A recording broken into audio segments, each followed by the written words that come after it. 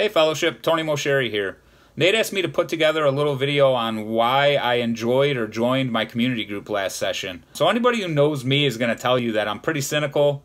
I'm super competitive. I don't like my ways being challenged, and I don't like change a whole lot, but once in a while I'm willing to do it. For a guy who's been at Fellowship for 20 years, been part of a small group for quite a long time, the idea of a community group, I was throwing up red flags all over the place for me.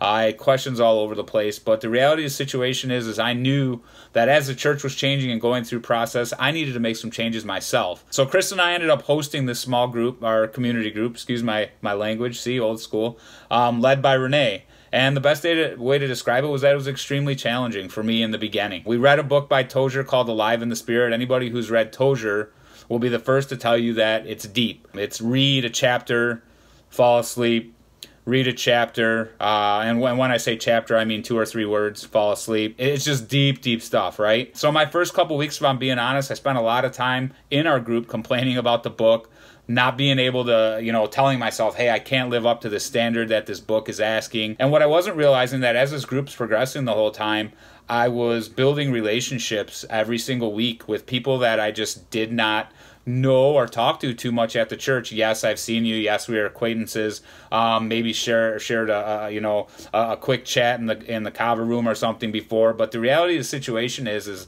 I was actually building relationships with people just by meeting with them for once a week. And the more we talked, the more God was leading our conversation, and our conversations got better and better. And as we finished the book, the group felt the need not to adjourn, but rather to keep going. And this was in the COVID, the pandemic times of everything starting up. So we decided that instead of just stopping and going our separate ways, that we were going to start meeting on Zoom. And as we started to meet on Zoom, we began to dive into the spiritual gifts a little bit. So we finished the book and we said, hey, where's this book leading us? And this led us to find out that some of the members of our group were blessed with the gift of mercy, and took us really down the path to how does this live out for Fellowship. So long story short, as a small group, we decided that if we're a church for Fort Macomb, why can't our community group be for Fellowship? And the stronger and more united our church body got, the more we will succeed at living out our dream of being Fort Macomb. So this began the discussion amongst us of reinventing the Mercy Board at Fellowship, and which is in the process right now of what we're doing, as you guys saw on the ballot. And a lot more to come on that as we progress here. But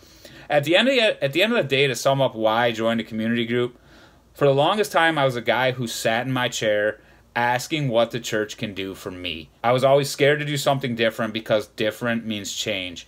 And getting out of that chair did a lot for me too. I ate a lot of peanut butter pretzels.